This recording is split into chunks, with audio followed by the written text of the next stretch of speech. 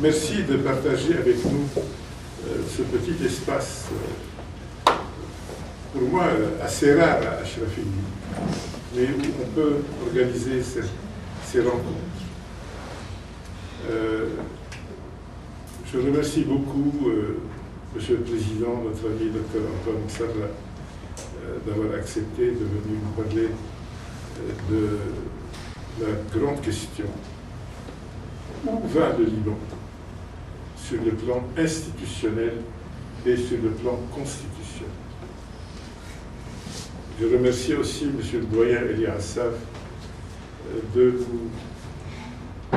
nous entretenir de ses anxiétés concernant l'autre grande question. Où va le Liban du point de vue économique et financier, pour ne pas dire aussi bancaire. Et puis, j'ai la joie d'accueillir aujourd'hui notre pourfendeur des abus au Liban, l'irrésistible révolté de toujours, l'homme qui est constamment l'homme des libertés et qui me séduit personnellement parce que c'est un esprit retard, mais dans le bon sens du terme. Notre ami Michel Hadji Georgiou, qui a écrit dans l'Orient de ce matin une lettre, à mon avis, importante, adressée directement à Monsieur le Président de la République. Alors, notre réunion d'aujourd'hui sera donc enregistrée. Il y aura une vidéo, une bande vidéo qui sera mise à votre disposition. Après l'intervention de chacun, qui peut durer une vingtaine de minutes, nous allons discuter et je compte dans le feu de ces discussions sur les interventions, notamment de votre ami le professeur Antoine Herbert. Et ce n'est qu'une erreur de menuisier qui fait que vous n'êtes pas sur cette estrade. Elle ne contient pas 4 personnes. Mais vous êtes au cœur du débat, parce que je vous suis et j'admire beaucoup votre courage. Vous dites, vous, témérité. En réalité, il n'est pas de courage sans témérité. Et donc, vous êtes les bienvenus. Juste une petite recommandation. Nous ne sommes pas ici pour lancer des jérémiades. C'est-à-dire, nous ne sommes pas ici pour dire que ça ne va pas. Dakhil comme ça ne va pas.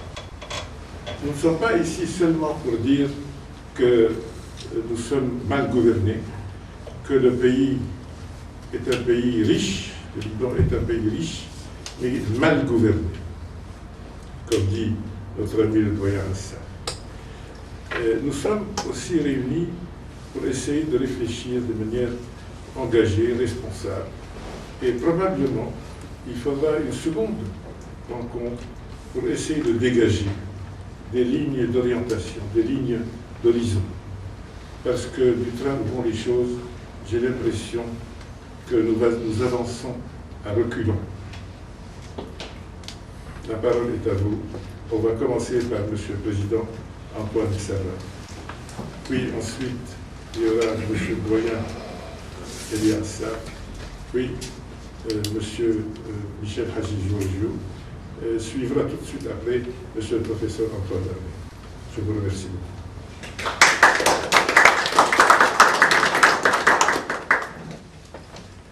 Vraiment, cette rencontre à laquelle nous convie Ibrahim relève le moral et donne espoir. Nous n'allons pas du tout contester. L'esprit contestataire est ultra dangereux. Tous les régimes totalitaires sont venus après un état d'insatisfaction démocratique. Ils ont promis aux gens des lendemains qui chantent. Et ça me déprime énormément toute contestation, toute critique, toute dénonciation. Et ce n'est pas de la société civile. Mais le grand problème qui m'inquiète, c'est que la société aujourd'hui est atteinte par la démagogie, par la manipulation. Et c'est un cas plus ou moins psychiatrique. J'ai souvent écrit, je vais écrire en détail cette affaire-là. Ce phénomène est mondial. Il y a de la démagogie, de l'individualisme. Chez nous, il prend plus d'ampleur et il est plus dangereux. Parce que nous sommes une société relativement difficile, dans un environnement en bouleversement. Au fond, sur la question des institutions, quelle souffrance. J'ai passé presque toute ma vie, 50 ans, à corriger des pollutions et des manipulations, des plus belles idées sur la Constitution et la démocratie et les droits de l'homme. Donc moi, j'aurais aimé vous offrir maintenant mon dernier livre, des normes juridiques des régimes parlementaires pluralistes. Parce que beaucoup ont manipulé cela comme si le régime libanais et le régime communautaire qu'on appelle est hors de la loi. Rien n'est hors de la loi. Même si on a une maladie à l'estomac ou dans les reins, il y a un régime à suivre. Il y a des normes hors de la loi. Or, quelle souffrance! Vraiment, au Conseil constitutionnel, malgré toutes les situations difficiles, nous restons vraiment une institution qui a rétabli les normes, du moins par certaines opinions dissidentes, surtout sur les questions des élections. Les élections en 2018, c'est les pires élections dans toute l'histoire de tout le Liban. Oui. C'est ce que dit d'ailleurs la Commission nationale de supervision des élections. J'ai lu son rapport ligne par ligne. C'est moi seul qui a fait une dissidence de 20 pages. Et en fait, je n'ai pas subi aucune pression ni intervention de l'extérieur. Dans la dernière fois aussi, la question de la loi sur l'électricité. C'est un cas extraordinaire.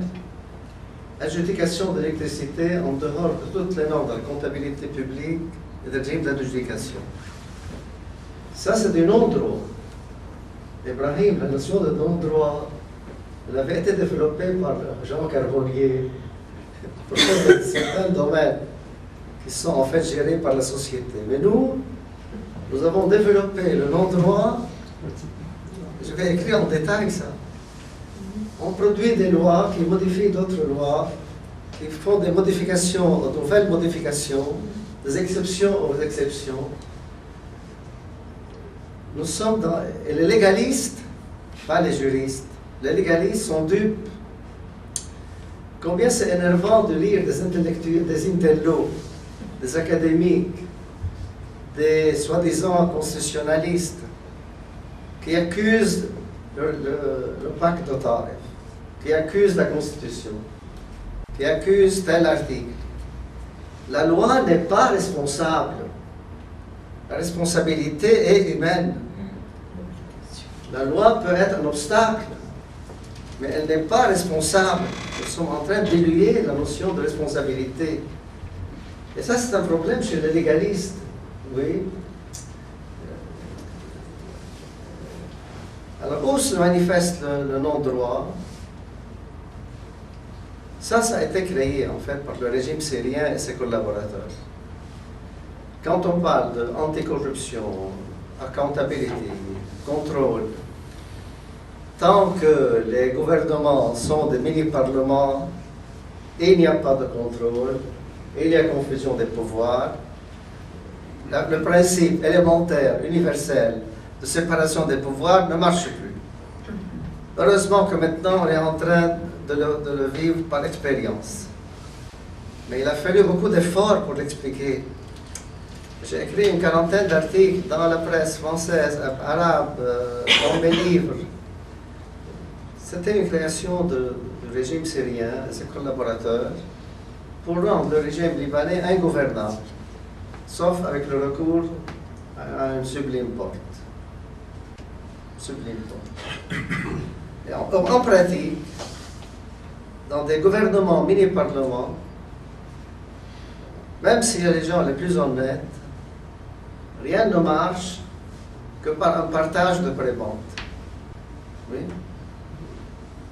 Ça ne marche pas en pratique. Tu me donnes, je te donne. Il n'y a plus de principe de séparation des pouvoirs. La constitution libanaise est fort claire. Et ça, c'est dans ce domaine-là qu'il faut faire le plus grand effort. Oui. Et en fait, l'accord de Doha, nous avions fait tout un séminaire, on a publié tout un livre, et j'ai mis en exergue, en première page du livre, c'est écrit dans l'accord de Doha. هذا هو الحل الأفضل في هذه الظروف الاستثنائية. في هذه الظروف الاستثنائية. En fait, on ne peut pas gouverner le Liban par la force à la manière de Saddam Hussein, ou de Kadhafi, ou de Staline. On est en train de le gouverner par la ruse et la manipulation. Oui? Il faut rétablir les normes. Et dernièrement, on a créé là, cette question d'interprétation de la Constitution. On n'interprète pas la Constitution. La Constitution est claire, elle a une légitimité. On l'applique. On l'applique. Les tribunaux font de la jurisprudence. Elle peut être constante ou pas constante. Elle peut être contredite. Toute l'idée d'interprétation, encore de la manipulation. Le président Chehab n'a jamais demandé d'interpréter la Constitution. ماذا يقول الكتاب؟ ماذا يقول الكتاب؟ Qu'est-ce que faire? Je pense, moi, mon souci majeur, c'est au niveau de la société. J'ai été militant dans la société civile durant 50 ans. Il y a tellement de choses. La société civile n'est plus civile. Souvent, il y a une différence entre société civile et opposition politique. Ils ont besoin d'une opposition politique structurée. Et la société civile, elle a une autre fonction, un autre genre de travail. Elle se transforme en opposition politique. Et ça encore, ça entre dans la manœuvre. Vous faites une grève, vous faites une manifestation, on fait une autre manifestation contraire, une anti-manifestation. La grève et la manifestation ne sont plus aujourd'hui des procédés efficients. La grève et la manifestation ne sont plus des parce qu'on manipule cela, on fait une anti-grève, on ruine la société. Ça ne veut pas dire qu'il faut interdire les grèves et les manifestations.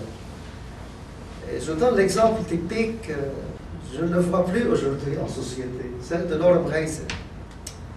Moi, j'ai publié, elle m'avait confié ses archives avant sa mort d'une année. J'ai publié en 3 volumes les archives de Lorem Reiser. Un demi-siècle de lutte pour les causes des droits de l'homme. Elle n'a jamais organisé une manifestation, jamais organisé une grève, sauf une manifestation pour démanteler les barricades durant la guerre. Dans les autres cas, la société civile fait pression sur les gouvernants. Elle téléphonait au ministre de la Justice, au ministre du Travail, le matin, le soir, le lendemain, après une semaine. Elle mobilisait des députés. C'était un travail par le canal des institutions. Nous avons la possibilité de travailler au niveau des institutions. Quand on dit la classe politique, c'est très malsain. Partout, la politique, c'est la politique. Même dans la France, il y a une classe politique. Si vous comptez parmi la classe politique libanaise, tous ne sont pas... Il y a des gens corrompus, il y a des gens à moitié corrompus, il y a des gens corrompus mais réformables, il y a des gens honnêtes. Alors, vous voulez que j'importe une classe politique du Canada ou de la Scandinavie? La société civile n'est plus civile. Nous entreprenons beaucoup de travaux avec la commission parlementaire de l'application des lois. Une commission parlementaire qui a été formée.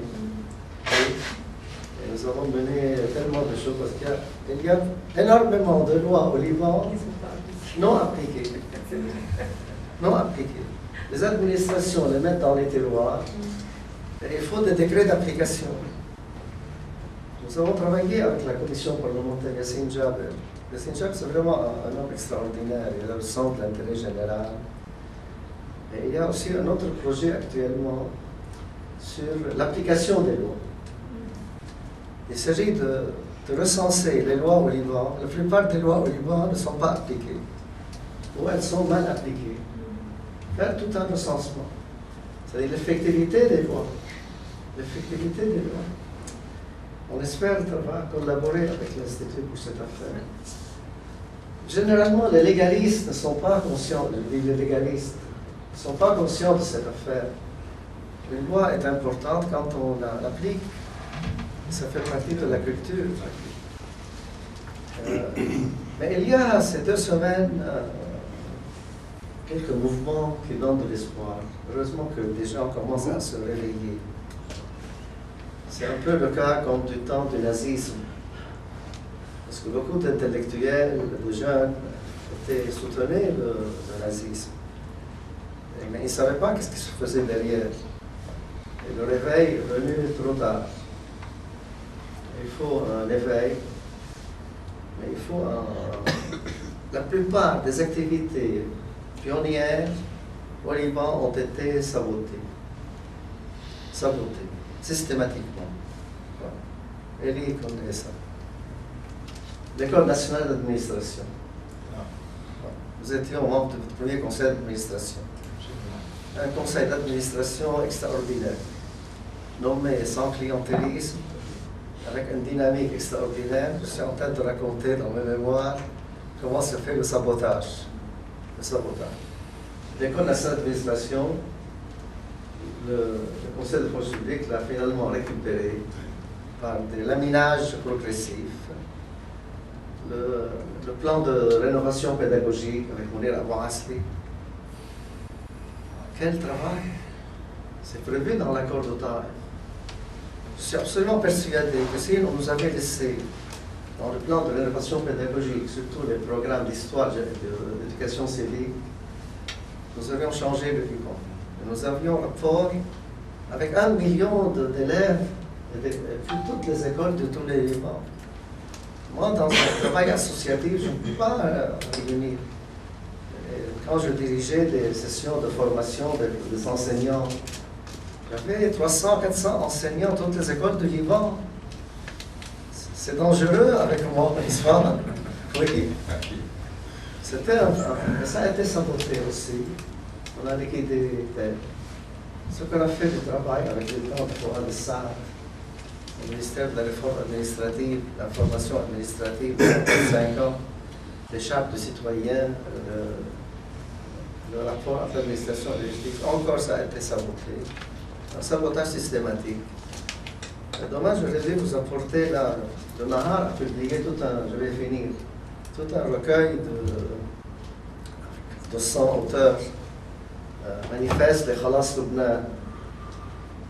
Moi, j'ai écrit tout un texte que j'ai lu ligne par ligne. Je peux vous l'envoyer avec un plan de travail. Que faire? En insistant sur ces quelques problèmes. Je pense qu'il faut travailler au niveau de la société, cibler les problèmes, ne pas être dupe d'un légalisme formel. Et la situation est fort grave. Il y avait un texte de Sam Nassa dans Al-Akhbar. Moi, j'aurais dit, tu l'as vu, Brahim? Dans l'Akhbar, il y a 2 jours, tu l'as vu, Michel? Qui mettait en garde les scènes. Ce que nous vivons, c'est des gens de déviation, de déplacement. Ça se pratique souvent en politique. Au lieu pour dévier les gens des vrais problèmes, on fait le déplacement. Et entre nous, le courant dominant aujourd'hui au pouvoir, il est spécialiste en déplacement. C'est la psychanalyse. Il faut analyser ça en psychanalyse. Juste voilà, pour abonder dans votre sens sur ce point. Vous savez que le président de la République, est spécialiste à l'école militaire, était spécialiste dans la subversion. C'était son... Dans la quoi? La subversion. Ah bon? C'est sa spécialité? À l'école militaire. Ça fait partie des systèmes de guerre. La guerre subversive. Voilà. Le militaire, j'ai pas d'appliquer au Liban. Voilà. On n'apprend pas ça pour le faire. J'ai traîné. Non, très bien. Alors, Maintenant, par exemple, la loi là, actuellement, ça n'a pas un secret qui ajoute l'établissement du bilan de compte pour le budget. C'est un amendement de la Constitution. 6 mois. Oui. C'est un amendement de la Constitution. C'est un double anneau, un agile. Il y a un texte d'Aristote superbe, extraordinaire dans la politique, où il raconte que dans une province de l'Inde, ils ont dit on va modifier un article de la Constitution pour proroger le mandat d'un chef.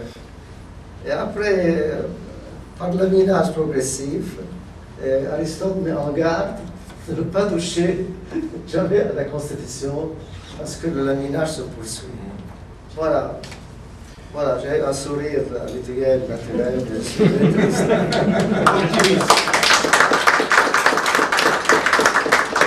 Heureusement que mon sourire cache ma tristesse. Parce que je ne veux pas propager la déprime. Monsieur le doyen. En fait, parler de la situation économique actuellement, moi je l'ai fait comme un médecin qui demande un bilan de santé. Le malade, il est là, l'IRM, le bilan sanguin, etc. Nous, en économie, on examine 8 variables fondamentales qui existent dans toute économie. Et quand on voit ces variables-là, et puis on voit les interdépendances, les interférences de chaque variable sur l'ensemble, pour pouvoir donner un résultat et pour pouvoir appliquer des politiques publiques par des policies en vue finalement de résoudre cette question, de guérir le malade. Donc le diagnostic que je fais aujourd'hui sur les 8 variables fondamentales de toute économie, qu'elle soit de gauche ou de droite, dans une économie de marché. La première variable fondamentale, c'est la croissance, le taux de croissance. Certes, nous sommes dans une situation où le taux de croissance prévu par le Fonds monétaire international pour fin 2019, il donne un chiffre de 1,3%. 1,3. Donc il y a toujours une création de richesse. Quand il y a croissance, c'est-à-dire qu'il y a une augmentation du PIB, donc une création de richesse dans les secteurs de production, les 3 secteurs. La seconde variable fondamentale, clé, c'est le taux d'inflation. Les mesures prises actuellement sont un peu, je ne dirais pas inquiétantes, mais ça va stimuler l'inflation. C'est-à-dire, nous prévoyons une inflation pour les mois à venir de 5%, qui variera autour de 5, peut-être 6%, on verra. Ça, c'est l'usure de la monnaie. C'est-à-dire, quand il y a une inflation, c'est-à-dire ton pouvoir d'achat va être finalement affecté. Donc 5% jusqu'à présent, je ne dis pas que c'est acceptable, mais c'est une maladie. C'est parmi les grandes maladies de l'économie. Il y a 2 grandes maladies de l'économie, l'inflation et le chômage. Je passe à la 3e variable fondamentale, le chômage. Et là, bon, je voyais hier, je lisais un peu tous les rapports, même le Daily Star, qui était un peu noir hier. Bon, unemployment, the rate of unemployment, il y en a avoisine de 25%. Peut-être, c'est vrai, surtout chez les jeunes. Là, je trouve finalement que ce taux-là est alarmant. 25% de chômage au Liban, spécialement pour les jeunes, c'est inquiétant.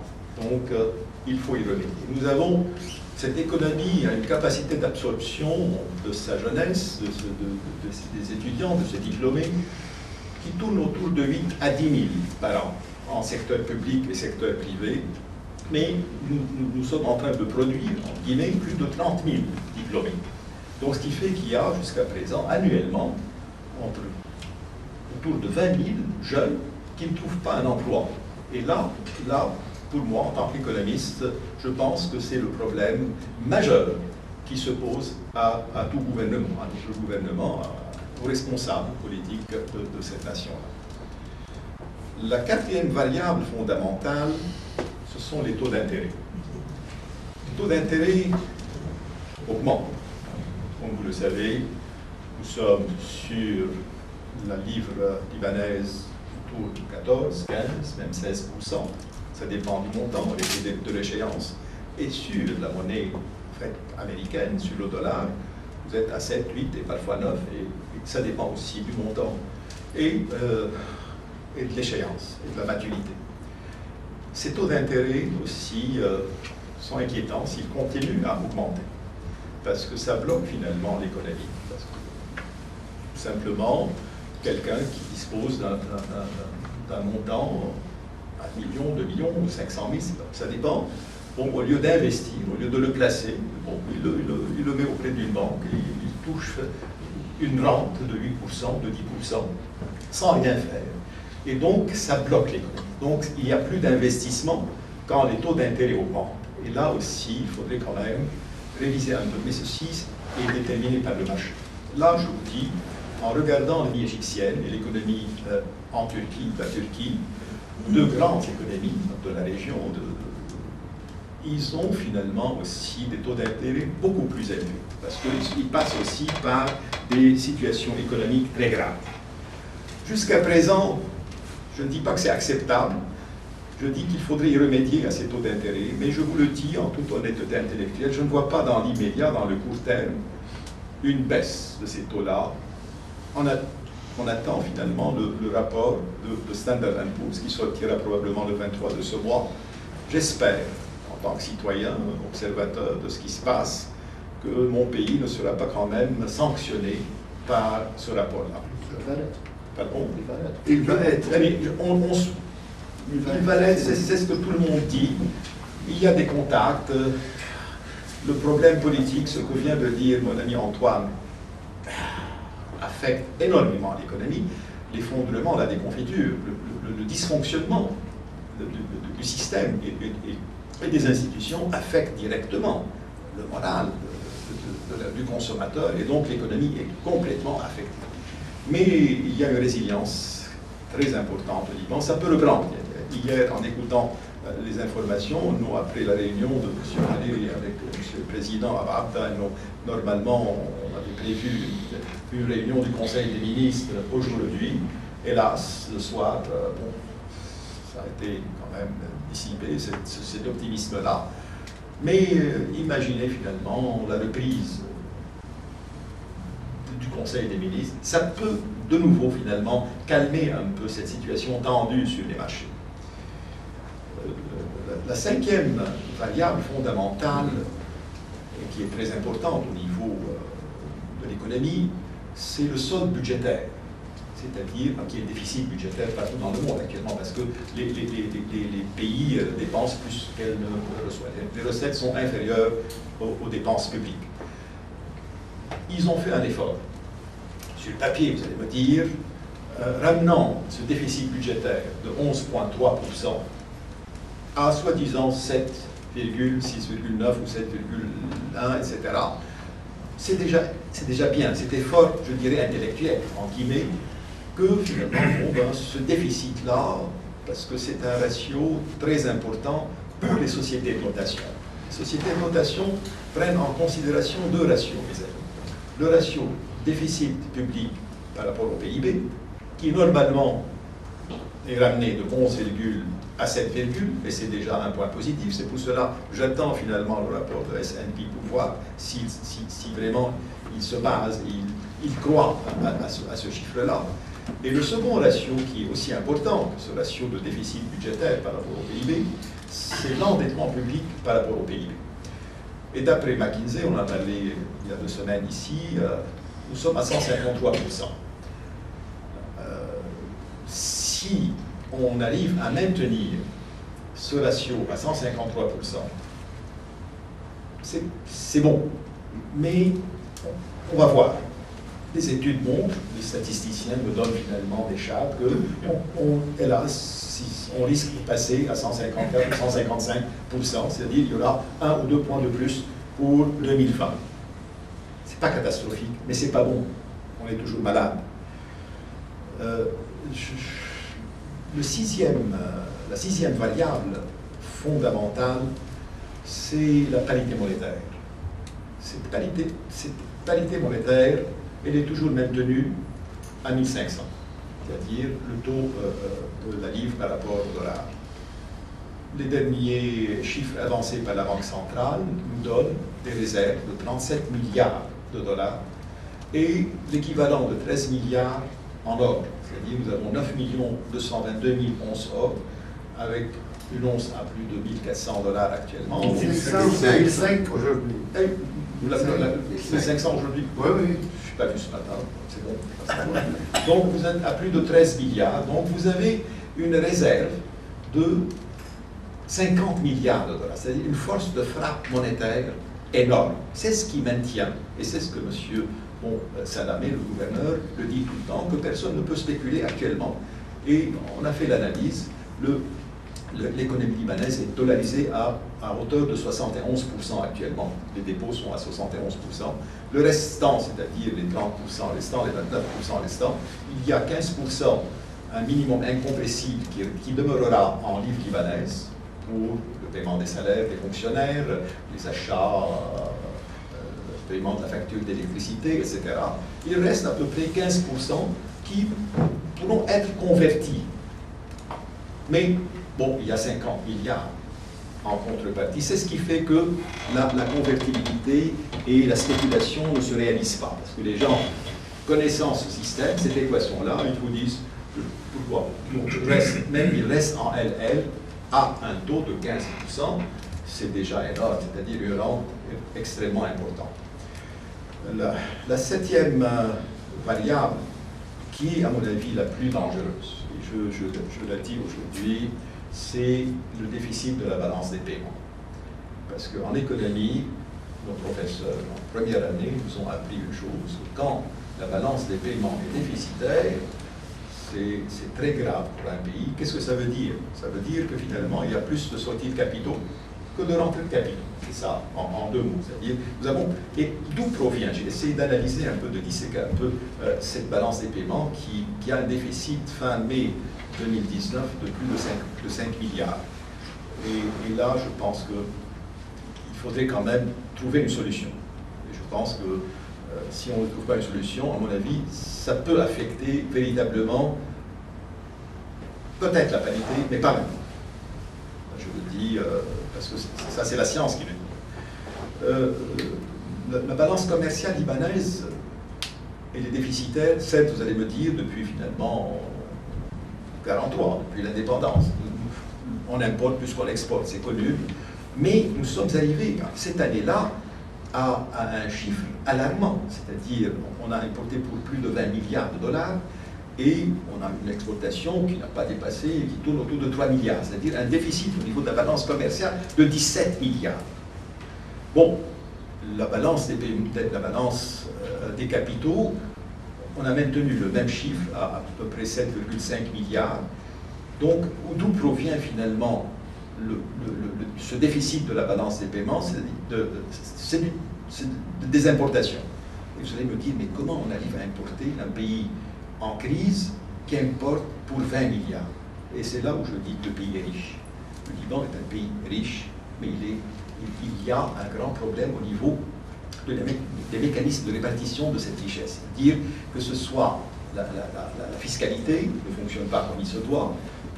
On essaie finalement d'augmenter des impôts et des taxes, mais on n'étudie pas leur impact, leur retombée sur l'économie et sur la croissance, et sur l'inflation et le chômage. Et sur les salaires, il y a eu un grand problème. Bon, il ne fallait pas peut-être, comme ils ont commis une erreur, parce qu'une augmentation pareille de 100% aux fonctionnaires de l'État a créé finalement cette déstabilisation, ce déséquilibre. Et puis, si je pense véritablement à ce déficit-là, il faudrait quand même augmenter les exportations, il faudrait donner plus d'incentives au secteur de production, spécialement, plus particulièrement, le secteur industriel. Parce que le Liban dispose d'un secteur. Mais l'option depuis Taïf et après Taïf, jusqu'à présent, on n'encourage pas l'industrie au Liban, ni l'agriculture. Ce sont deux secteurs, le secteur primaire et le secteur secondaire au Liban, sont mis de côté dans la stratégie et dans la conception et dans la philosophie politique du système économique libanais construit à partir de Taïf. Non, c'est pour les services. Khadami. Là, c'est là, voilà, c'est là. On pourra débattre un peu de tout ça. Avec des taux d'intérêt élevés, on ne peut pas le faire. Oui. C'est impossible. À qui? Mais on ne peut pas continuer à vivre, on fera le débat tout à l'heure, sans industrie et sans agriculture. On ne peut pas. C'est-à-dire, certes, vous allez me dire, les Américains ou les pays développés ont un secteur service de plus de 60 à 65%. Le Liban, il est à 70%. Oui, mais ils ont des secteurs industriels, des secteurs agricoles, ils connaissent finalement, ils sont assis sur une base de production solide. Les services viennent après. Le dernier facteur fondamental, le dernier indicateur, n'est pas très important au Liban, c'est l'indice boursier, c'est-à-dire le Beirut Stock Exchange. Mais, bon, il a connu, si vous voyez finalement les sociétés cotées en bourse, à part les banques, bon, ça stagne au niveau des banques, mais Solidaire, c'est à $6 et quelques, et même d'autres actions, finalement l'indice boursier aussi, c'est-à-dire qui reflète la santé des entreprises libanaises, est dans le rouge, il n'est pas dans le vert. Donc, en récapitulant finalement les 8 variables fondamentales, le Liban, c'est, bon, il a des maladies, il est malade. La plus grande maladie, c'est la balance des paiements, c'est-à-dire c'est là où réside le problème, à mon avis, le plus grave. Il faudrait y remédier au plus pressé pour que les sociétés de notation, et spécialement prochainement, ne dégradent pas notre économie et spécialement notre secteur. En fait, j'avoue pour toute question, à la fin, je passe la parole à... Mais la chose la plus importante, le Liban économiquement est malade, mais il peut guérir rapidement. Ça, c'est mon point de vue. Il peut guérir très rapidement. C'est une économie actuellement qui passe par, bon, une maladie, mais elle n'est pas mortelle. Contrairement à ce que les médias, hélas, racontent. Merci.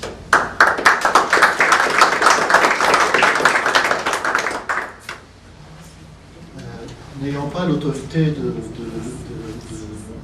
des 3 intervenants qui me font l'honneur d'être à côté aujourd'hui grâce au professeur Major, je pense que j'aurai plus de questions que de réponses à vous apporter. Plus de questions à susciter et auxquelles nous pourrions éventuellement répondre ensemble, essayer de répondre ensemble, plutôt que de vous donner des réponses que je n'ai pas. Pour rebondir sur ce que le professeur Msaga était en train de dire, je pense que nous sommes face à une crise, une érosion de la crédibilité de l'autorité politique partout dans le monde. Ce qui conduit de facto à un affolement de la légitimité du politique et des hommes politiques et de la chose politique et des institutions partout dans le monde. Cela se traduit concrètement par une poussée vous le voyez sur le terrain, aux États-Unis, la présidence de Trump est contestée depuis le départ à cause de manipulations éventuelles depuis le début de son mandat.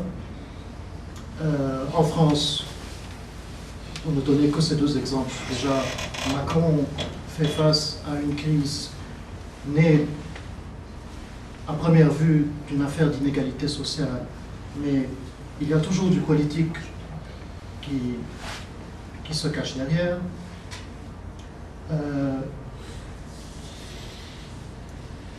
Un affolement de la société.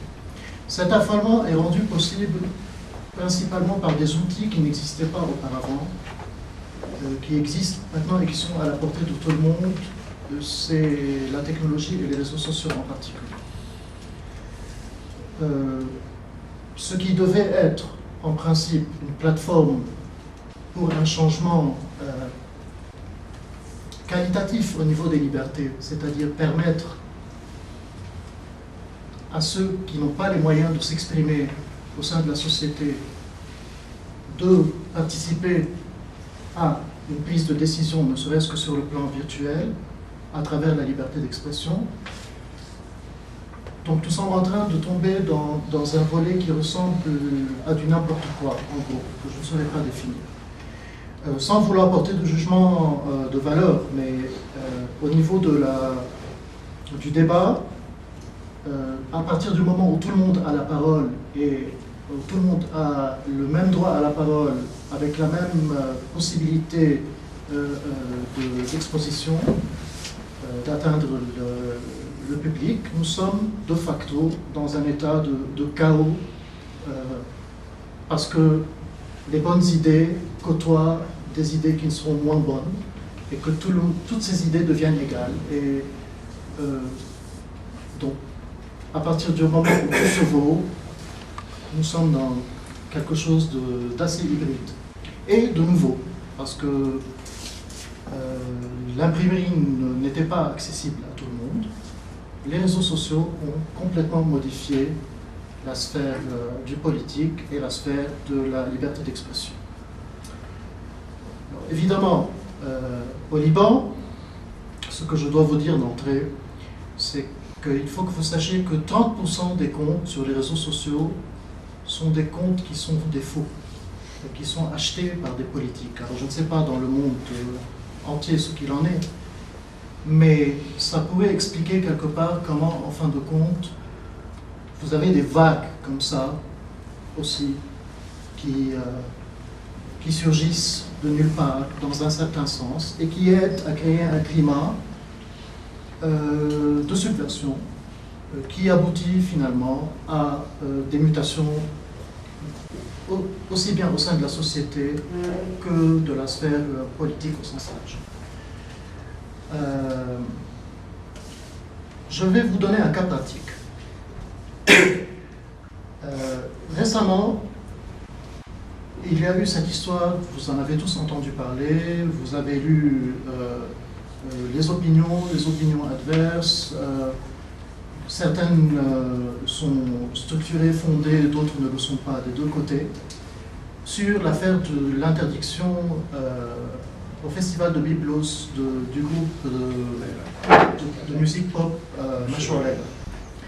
Alors, Mashroua Leila, ce qui est intéressant, c'est que Mashroua Leila a donné 7 concerts au moins 7 concerts au cours des années écoulées, des dernières années, dans différents festivals du pays, sans être inquiété. Soudainement, cette année au festival de Jbel, et alors qu'ils sont dans une phase de booming ou de blooming au niveau international à l'Olympia, ils viennent de terminer un concert au Metropolitan à New York, ils se retrouvent face à une cabale. Alors, la cabale est née d'une seule personne à la base, qui est un prêtre excommunié, dit-on pour pédophilie, un prêtre orthodoxe, qui, en allant sur les... Théodore. Oui. Mais il y a le plasticien aussi. Aussi, oui, exact. Bon. Oui. Le chirurgien plasticien. Bon. ناجي حي. Non, mais j'y arrive. Donc ça a commencé avec ce prêtre orthodoxe excommunié qui a lancé l'anathème en se basant sur 2 phrases issues d'une chanson, estimant qu'il y avait blasphème à la foi chrétienne, au sacrement et au fondement de la foi chrétienne. Et l'un des membres du groupe, le chanteur, qui est ouvertement homosexuel et qui est sunnite et qui vit aux États-Unis, avait posté sur sa page Facebook en 2015 ou en 2016 un article comportant une photo, un montage photographique de Madonna en Madone. Ouais. Effectivement insultant, mais encore une fois, Madonna n'est pas un modèle de... Enfin, elle peut s'être repentie. Elle s'est identifiée. C'est insultant pour Madonna ou pour la Vierge. Peu importe.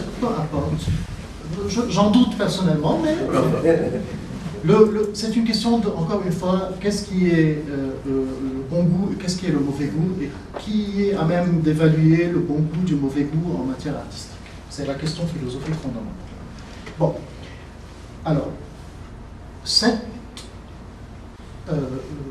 analyse, je dirais, en désacralisant au grand maximum le vocable d'analyse, a été reprise du prêtre orthodoxe, a été reprise par un petit groupe qui s'appelle le Parti démocrate chrétien, qui est constitué de 2 ou 3 personnes au grand maximum. 2 pelés et 3 tombés. Exactement. Mais qui ont une page Facebook. De la page Facebook, on a eu droit à une récupération de la part de 2 membres d'un parti politique qui sont montés au créneau pour des raisons sur lesquelles je vais revenir plus tard, avec preuve à l'appui. Mais l'un d'eux est un cadre qui a été écarté ces derniers temps de son parti politique et qui, par conséquent, avait besoin de recréer une légitimité au sein de la ville où se déroule le festival. Alors,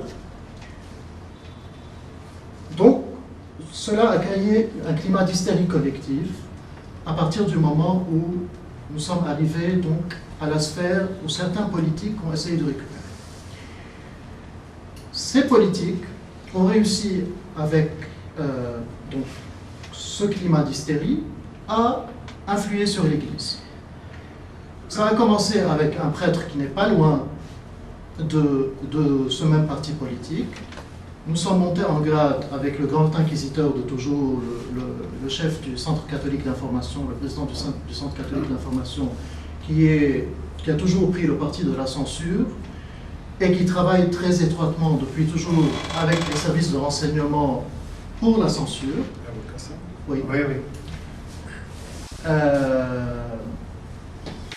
D'ailleurs, il a un job très sympathique, si on me le propose, je veux bien le faire, c'est d'aller voir les films pour donner son approbation. Pour la censure,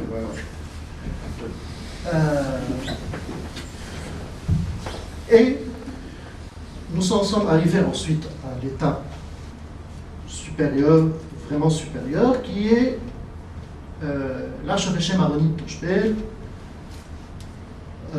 Monseigneur Michel Aoun a pris position clairement en faveur du boycott. Alors, cela s'est fait à travers cette campagne s'est faite à travers des appels non seulement au boycott, ce qui est tout à fait légitime, Et au meurtre. mais à agresser physiquement les membres du groupe, voire nous en sommes arrivés aux menaces de mort, et un déluge de menaces de mort. Je le sais parce que, ayant défendu par principe, je n'ai jamais écouté, jamais beaucoup accordé d'attention à Mashroua Leila en tant que tel, dont le génie musical est relatif en fonction, comme tout autre groupe, comme tout autre artiste, comme toute autre œuvre d'art, en fonction de celui qui l'écoute. Bon, c'est discutable. Et les goûts et les couleurs se discutent, mais ne se discutent pas. Donc, bon, nous en sommes arrivés à un climat d'hystérie collective avec une véritable chasse aux sorcières. Ça a d'ailleurs dépassé Mashroua Leila, puisque un photographe qui vit ici à Ashrafieh, qui a posté une photo quelques jours plus tard d'une femme nue de haut et de dos, avec devant elle, donc on la voit nue de dos, avec devant elle un mur sur lequel il y a un graffiti « Allah marra min huna », a été lui-même victime d'une série de... Bon, alors, pour expliquer, évidemment, on peut, autant que vous voulez, se demander sur le plan philosophique, qu'est-ce qui explique cette hystérie collective? Personnellement, je pense que c'est une réaction mimétique. Chaque communauté essaie de montrer à l'autre qu'elle est capable de bloquer un événement qui n'est pas conforme à sa norme, et par conséquent, elle essaie de faire preuve de force face à l'autre communauté qui réagit de la même manière. D'ailleurs, le lendemain de l'affaire de Mashroua Leila, nous avons eu immédiatement une réponse mimétique à la Batiye, où un joueur de tablé a été accusé de blasphémer la religion, et par conséquent, son concert a été interdit. C'est très sympathique comme mouvement de tectonique des plaques. Malheureusement, ça conduit à des vétos communautaires sur la liberté, et la liberté artistique. Non, on n'est même plus dans la liberté d'expression au sens où les utilisateurs des réseaux sociaux se font convoquer pour une phrase. Maintenant, en plus, il y a une diversification d'autorités sur le plan sécuritaire, alors que dans le temps, c'était la Sûreté Générale qui monopolisait ce rôle. Aujourd'hui, nous avons une institution vaseuse qui s'appelle le Bureau de lutte contre le terrorisme cybernétique. Je ne sais pas ce qu'ils veulent dire par terrorisme cybernétique. Ça devrait être en principe la lutte contre le terrorisme les organisations terroristes, ça se transforme en sanction de quiconque adresse un message qui n'est pas conforme à la norme politique, aux autorités politiques ou religieuses. Donc, ces 2-3 dernières années ont vu une recrudescence depuis la tutelle syrienne de ce genre de pratiques, de convocation, d'arrestation. Au cas, de toute façon, un cas similaire à celui de Mashroua Leila s'était posé déjà avec Ziad Douairi. C'était le quotidien Al-Akhbar qui avait lancé une fatwa contre Ziad Douairi, l'accusant de collaboration avec Israël. Cela a été démonté progressivement. Nous avons compris que M. Douairi avait obtenu, il était accusé d'avoir filmé son précédent film, l'attentat, en Israël sans autorisation. En fait, il s'est avéré qu'il avait demandé l'autorisation de l'armée, que l'armée avait laissé faire, et que donc toute la cabale était infondée, et visait en fait à porter atteinte à son nouveau film qui était l'insulte. Donc il y avait sans doute une manipulation politique derrière tout ça, conduite par l'Akhbar. Peu importe. Revenons à Mashroua Leila. Alors, hystérie collective, les autorités chrétiennes, l'Église chrétienne, d'ailleurs malheureusement le métropolite qui se met aussi de la partie, et donc nous nous retrouvons face à un lynchage. Et même ceux qui défendent le principe de la liberté d'expression se retrouvent face à un lynchage et taxés de ne pas être chrétiens. En tout cas, ça m'est moi-même arrivé. Mais moi aussi. Ce à quoi j'ai répondu, ceux qui m'accusent de ne pas être chrétien ne sont pas chrétiens. Et comprendra comprennent qui voudra. Donc, alors, en fait, qu'est-ce qu'il y a derrière tout ça? Parce que la question se pose. Le festival a été annulé, le concert a été annulé, un autre concert d'un groupe de musique symphonique métal a été annulé par la suite, sous la menace aussi, mais c'est le groupe cette fois qui a décidé d'annuler la représentation, un groupe hollandais.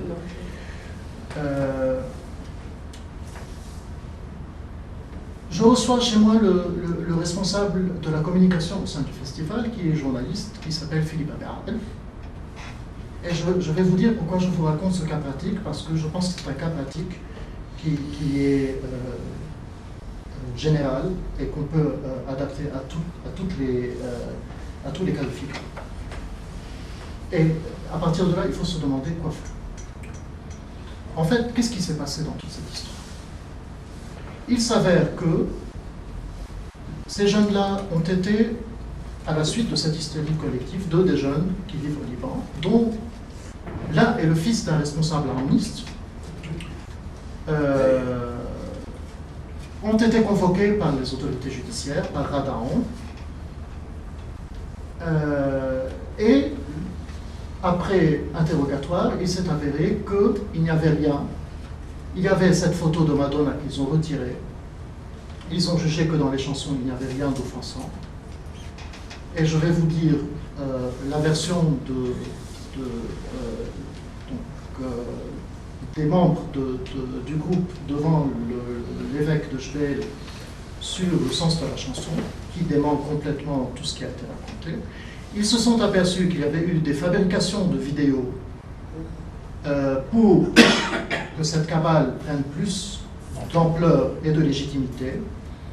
Et nous sommes confrontés ici à un problème d'ordre général qui est la capacité aujourd'hui, grâce à la technologie, de faire ce qu'on appelle non plus seulement des manipulations simples de vocales, mais de faire des deepfakes. C'est-à-dire que je peux prendre le professeur Najjar, dire aujourd'hui le Liban doit adhérer à l'État d'Israël, avec votre voix, avec votre vous, et que ce soit tout à fait convaincant.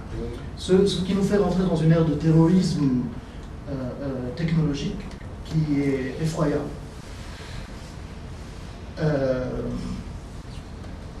Alors, la justice tranche qu'il n'y a rien, demande aux jeunes de monter voir l'évêque. Ils montent chez l'évêque.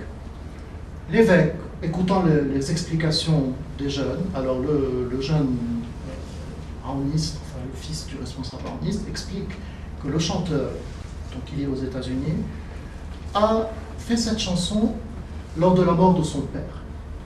Et donc, quand il dit à un moment donné, et c'est une des phrases incriminées dans la chanson, je vais baptiser mon foie dans le gin.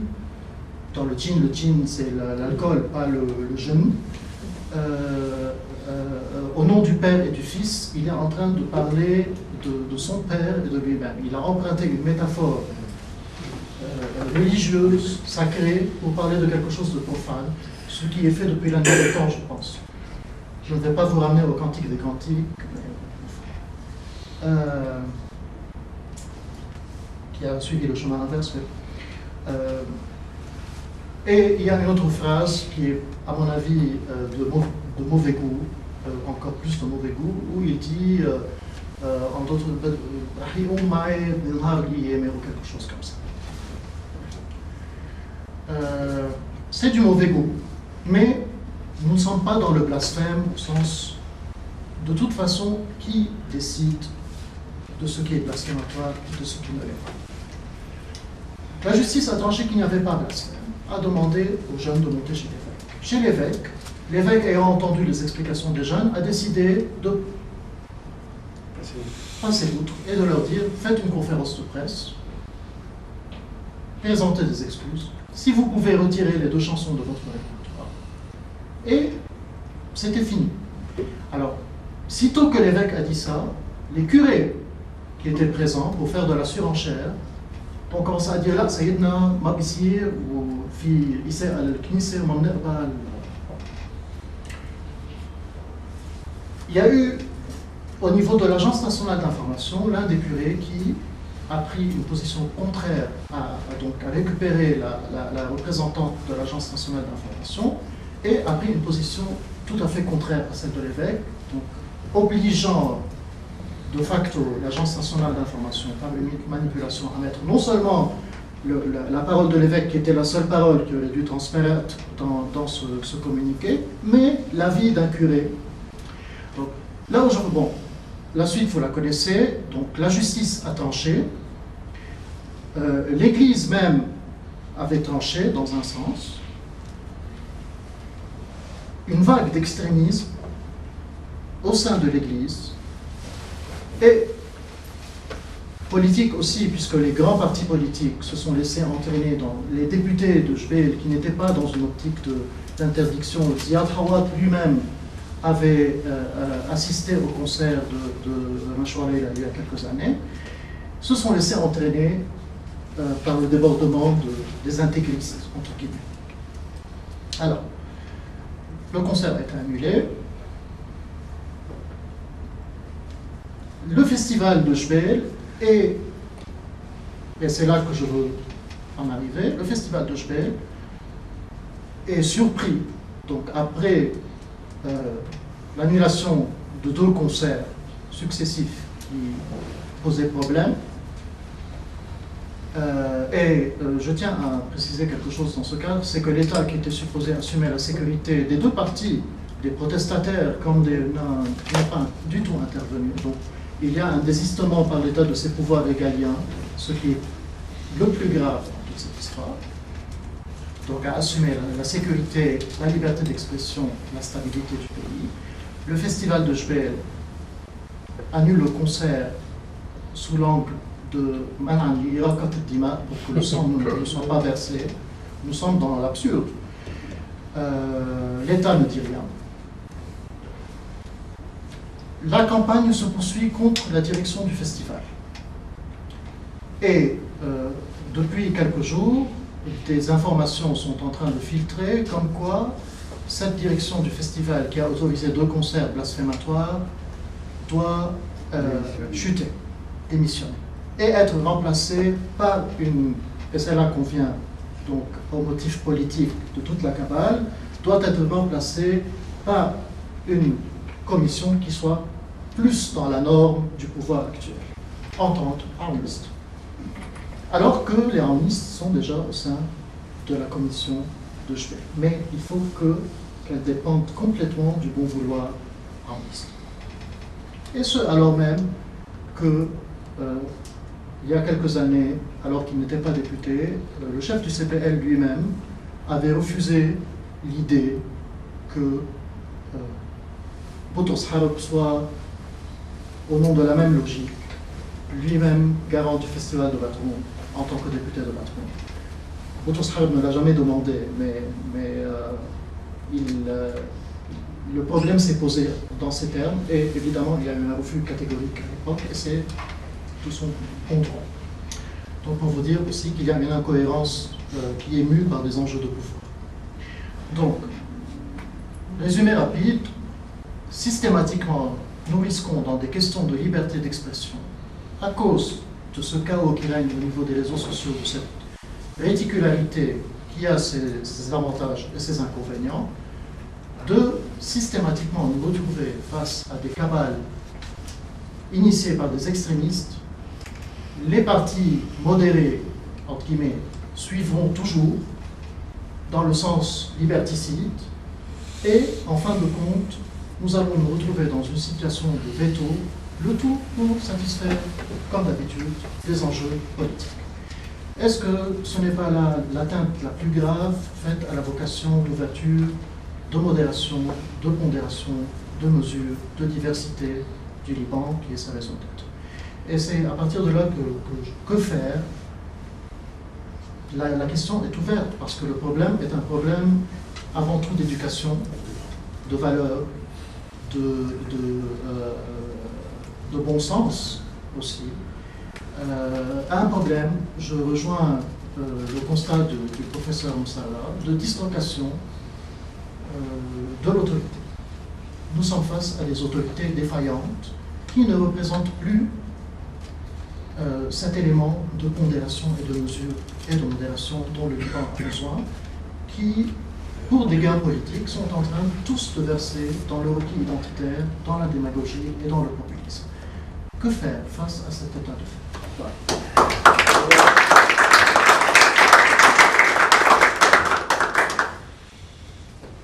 Bien, merci beaucoup. On va probablement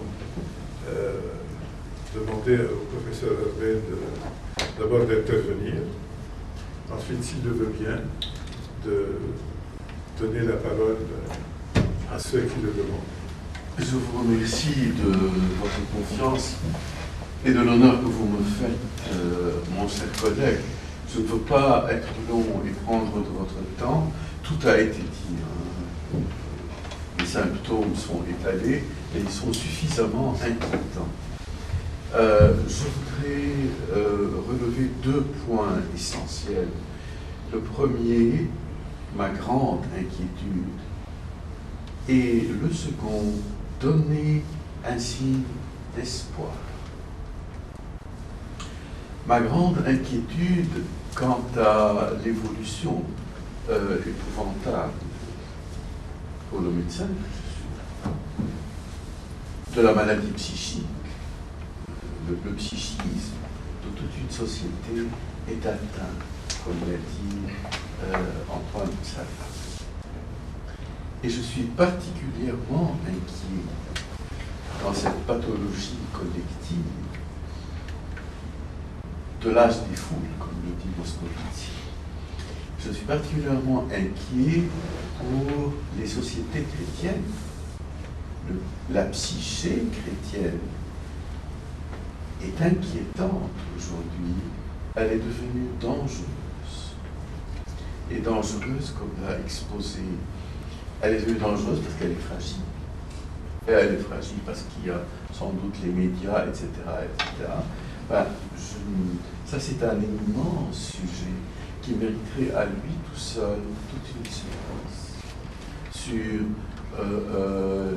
la genèse de cette maladie, le rôle joué par les médias, et encore un autre facteur qui n'a pas été évoqué, le big data qui arrive. Le big data, nous allons à l'USJ, n'est-ce pas, nous inaugurons un diplôme en big data. Donc, est-ce que ceci va guérir ou ne va pas guérir? Donc, je pose la question, je m'interroge, mais expriment ma très très grande inquiétude quant au psychisme chrétien. Parce que sans la bonne santé de ce psychisme, le Liban n'est pas le Liban. Soyons clairs, je ne suis pas confessionnel, alors pas du tout, je suis un laïc quasi jacobin. Mais le prérequis de la laïcité, c'est la vision chrétienne du monde. C'est pas autre chose. Donc ça, c'est mon inquiétude. Par contre, un signal d'espoir, et là on l'a entendu en filigrane, qu'il faut des hommes, il faut de la volonté, il faut de l'action, etc. Il se fait que j'ai été récemment nommé expert au Conseil national de l'enseignement supérieur. Et là, en travaillant certains dossiers d'expertise, j'ai été épouvanté. Je peux vous donner des informations, n'est-ce pas? Il existe des centaines de citoyens irakiens, par exemple, n'est-ce pas, qui ont obtenu des diplômes libanais, des magistères, alors qu'ils avaient un diplôme technique, que sais-je, je ne sais pas ce qu'ils avaient.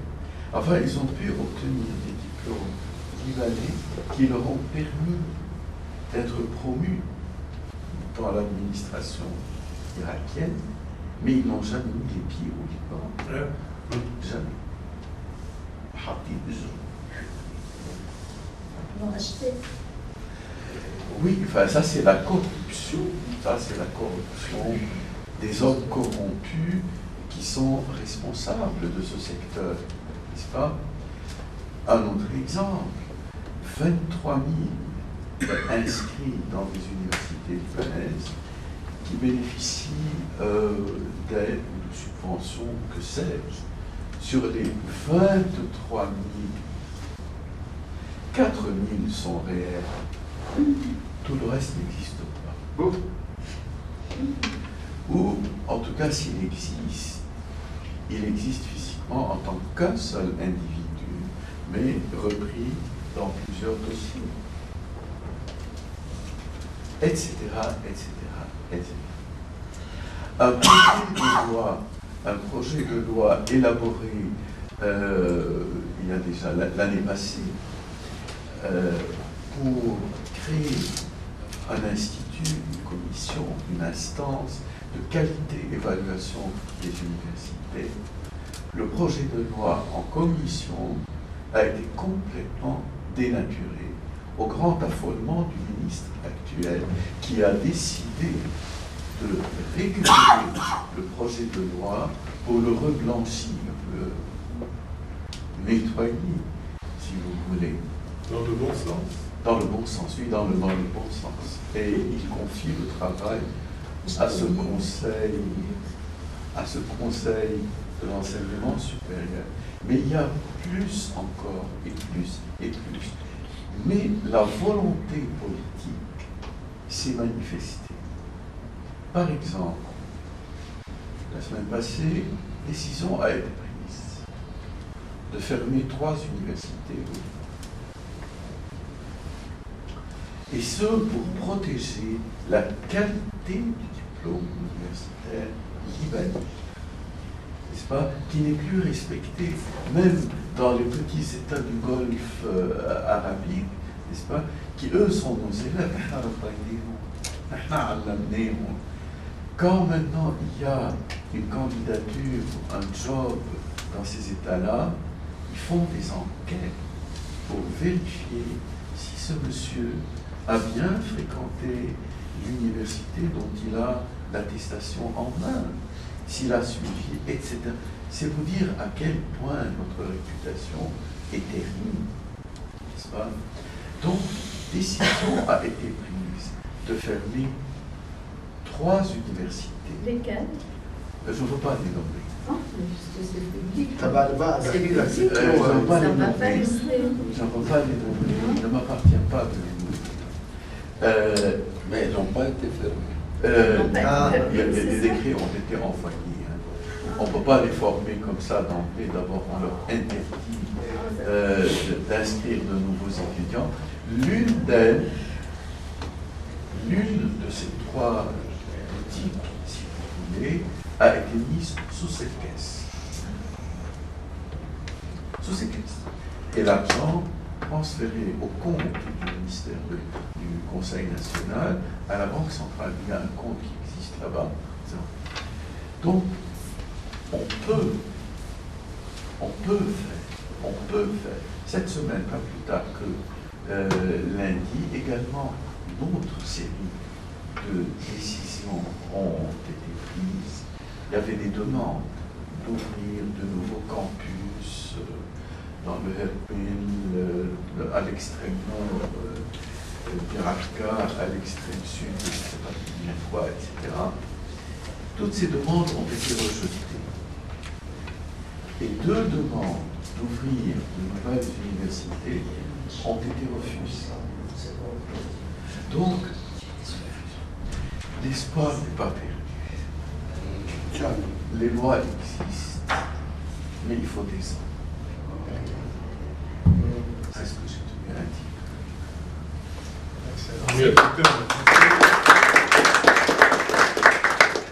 Est-ce que je peux prendre la parole?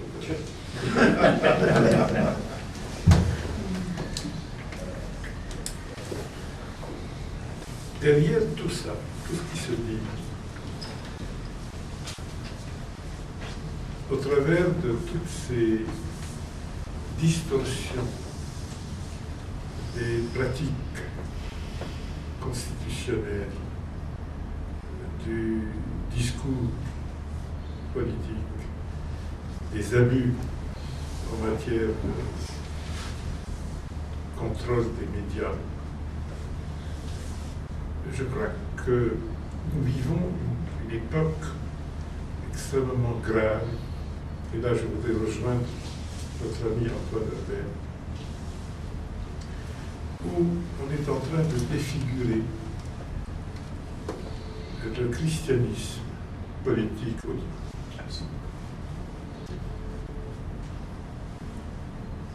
On est en train d'instrumentaliser le christianisme politique au Liban à des fins purement politiques, purement politiciennes, dans un but qui est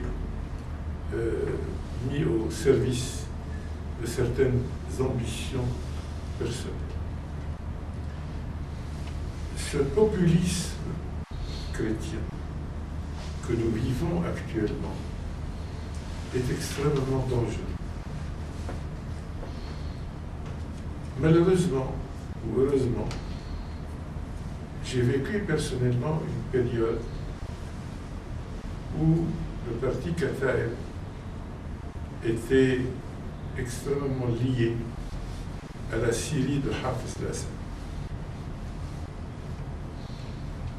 Et Hafez al-Assad, à l'époque, était parfaitement conscient que les sunnites voulaient ce qu'ils appelaient la moucharaka. Les chiites n'étaient pas encore très efficients sur le plan politique. Les grosses gueules, si l'on peut dire, c'était surtout les sunnites. Je me souviens des discours de Shafi el-Zen, de Rachid Krab et d'autres, qui réclamaient haut et fort la moucharaka contre ce qu'ils appelaient الامتيازات المارونية والمسيحية. Hafez al-Assad disait à Cheikh Pierre, bon, ils veulent modifier la Constitution, ils veulent diminuer les prérogatives chrétiennes et maronites, donnez-leur quelques concessions. Mais patron, votre constitution est très bien. Faites ce que vous voulez. Gouvernez selon la constitution. Mais alliez-vous à nous. Soyez nos alliés. Et faites ce que vous voulez. La constitution libanaise est parfaite. Donnez-leur quelques concessions.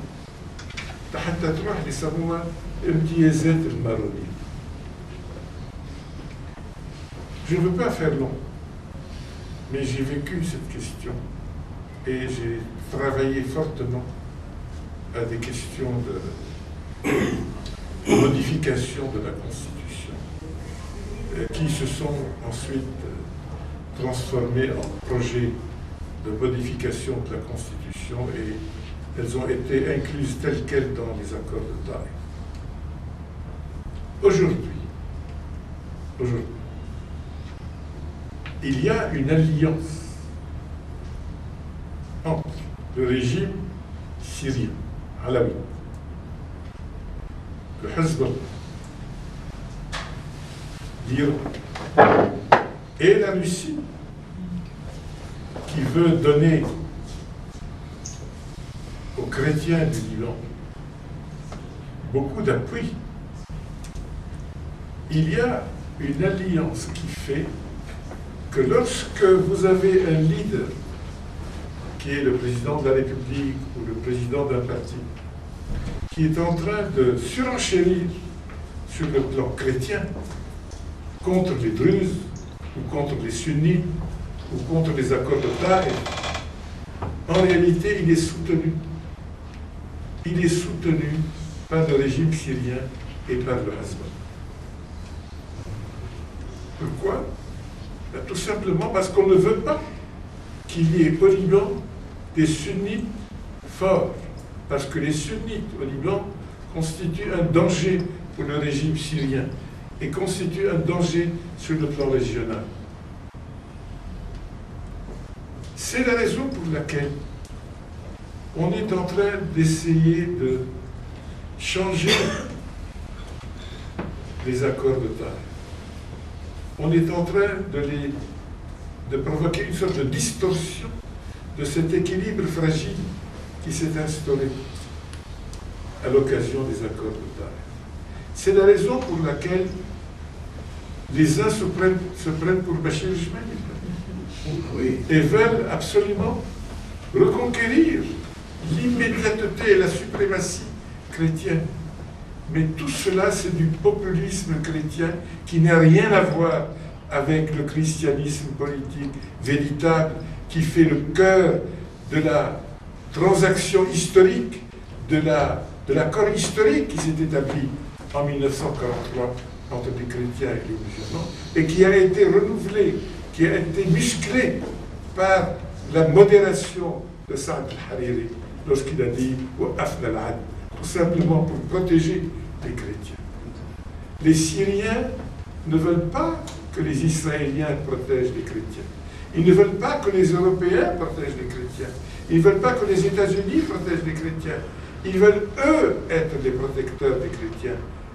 Et lorsque les chrétiens ont mal, ce sont les Syriens qui récoltent tous les bienfaits. Parce que ce sont eux qui ont droit aux concessions de la part des Occidentaux. C'est ce qui explique la politique de la France vis-à-vis de la Syrie. La France n'est pas amoureuse de la Syrie. Mais pour prévenir, pour soutenir les Libanais, la France fait les 12 yeux à la Syrie. L'Europe accepte que le gouvernement reste minoritaire et comme il n'y a pas d'alternative au pouvoir alaoui en Syrie, on le laisse faire. Je veux dire par là que nous vivons dangereusement une époque qui peut se perpétuer encore à l'avenir, où le nouveau président peut-être sera celui que nous craignons le plus, tout simplement parce qu'il a un discours qui, stratégiquement parlant, convient aux forces qui sont actuellement en présence. إذا طلعوا من سوريا وشافوا طيب بدنا ندعم مسيحي القوي. مين المسيحي القوي بلبنان؟ تيار وطني أقوى بكثير من القوات اللبنانية. Amin Gemayel, en 1988, lorsqu'il a voulu nommer un gouvernement, il a envoyé quelqu'un en Syrie. Et en Irak à l'époque aussi. Et en Israël aussi, je dois vous le dire. Je regrette de le dire comme ça. Et les Syriens, par exemple, lui ont dit je veux takfir. Cherchez un chrétien comme vous, de votre parti, qu'il gouverne, qu'il s'allie à nous et gouvernons. Mais Amin Ismail a refusé parce qu'il voulait lui-même revenir. Je regrette. Ça, c'est la vérité historique. Nous vivons une sorte d'alliance stratégique qui est finalement au cœur de la contradiction chrétienne. Le chrétien n'a de subsistance, de survie possible au Liban que s'il est en accord avec l'islam politique libanais. Il n'y a pas d'avenir pour les chrétiens sans l'islam au Liban. Il n'y a pas de coexistence autre que dans l'équilibre et dans la concertation. Il n'y a pas de place pour le populisme chrétien au Liban. Ça n'existe pas. Le pape François, avec qui nous sommes restés 50 minutes l'autre jour, a fait un réquisitoire contre le populisme chrétien, contre le populisme blanc, contre le populisme suprémaciste, que ce soit en Argentine ou aux États-Unis, ou même en Italie elle-même, avec Savelli et autres. Nous vivons des moments dangereux, très dangereux. Où va le Liban?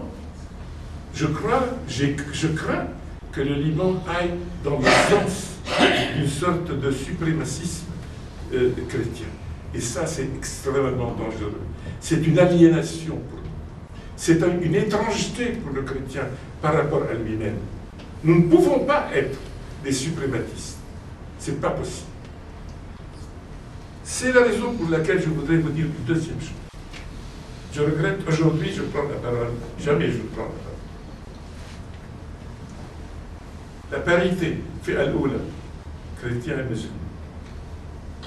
Il se fait par hasard que j'ai été membre du comité de réforme constitutionnelle qui a, en 1985, écrit les 2 premiers chapitres de la Constitution libanaise que les accords de Taïf ont repris et ont tout simplement mis dans la Constitution.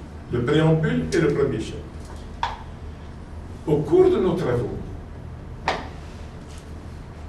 on voulait supprimer le confessionnalisme politique. كان يقول بدنا نلغي الطائفية السياسية. خافوا المسيحيين. خافوا. شو عملنا؟ جينا قلنا طيب يا عمي هدول المسيحيين عم بيجيبون الاسلام والنواب المسيحيه عم بيجيبون النواب الاسلام والزعماء الاسلاميين اللي بيألف الحكومه هو بيجيبهم. Qu'est-ce que nous avons fait? Nous avons écrit les matières, les 14 matières sur lesquelles il faut une minorité qualifiée. Nous avons repris à l'époque, moi j'étais dans cette commission, nous avons repris à l'époque l'idée de la minorité de blocage pour satisfaire un certain nombre de précautions pour blinder les irréductibles et les choses irréductibles pour les chrétiens. Mais pour le reste, nous avons laissé faire. Et je me souviens à l'époque, pendant la réunion de la commission, بيجي مروان أحمد بيقول لي كيف ما بدك أنت تلغي الطائفية وتعمل مناصفة بالوظيفة؟ قلت له لا، نحن جامعتنا ما بيقبل. بيجاوبني بيقول لي رئيسك أمين الجميل قبل بالمناصفة بالفئة الأولى. قلت له قبل؟ قال لي إيه؟ قلت له ما معي خبر، أنا كنت مندوب. قال لي حتلفن له. راح على الفيستيبيول مسك التليفون وتلفن له لأمين الجميل. قال له أنت قبلت بالمناصفة بالفئة الأولى؟ قال له إيه؟ نحن ما معنا خبر. وقفنا الاجتماع، نزلت على بيت الكتاب قلت له أمين الجميل قبل بالمناصفة تبع الفئة الأولى. مين قام قيامته؟ Lies Rabat, Edmond Reze, Rachad Saleh, كل البقوي tous les ténors du parti كيف تقبلوا بالمناصفة بالفئة الأولى بين المسيحية والإسلام؟ ما بنقبل. يعني خولوني أنا لأنه أنا باللجنة سديت بوزي وسكت لأنه رئيس الجمهورية بالفئة. Mais ça, nous l'avons accepté. Ça n'a rien à voir avec l'article 95 de la Constitution qu'on veut maintenant réinterpréter. Ce que je veux dire, c'est que ça n'était même pas encore à l'ordre du jour. Aujourd'hui, on veut réécrire la Constitution, sous forme d'interprétation, comme si on pouvait interpréter la Constitution sans modifier la Constitution, ce qui est une hérésie. Eh bien, on est en train, grâce au populisme, de dire on va donner le Masihiyyi, voilà, les événements. Nous vivons une époque dangereuse. On a oublié l'économie, on a maltraité les institutions, on a déformé les textes de la Constitution, on a oublié les libertés fondamentales du pays. Il n'y a pas de loi sur l'audiovisuel au Liban. Ne vous faites pas d'illusions. Aucun juge ne peut invoquer n'importe quel texte pour sanctionner en matière criminelle. Il n'y a pas de peine sans texte. Il n'y a pas de délit sans texte. Or, en matière d'audiovisuel, il n'y a rien. C'est de la gesticulation. Au nom de quoi? D'un populisme chrétien. Et c'est le danger qui est chrétien aujourd'hui au Liban. Alors, je rejoins parfaitement ce qu'a dit Antoine Herbel. Je rejoins parfaitement ce qu'a dit Antoine Msara et notre ami Michel. Et je vous dis tout simplement, la question se pose vraiment de savoir où va le Liban.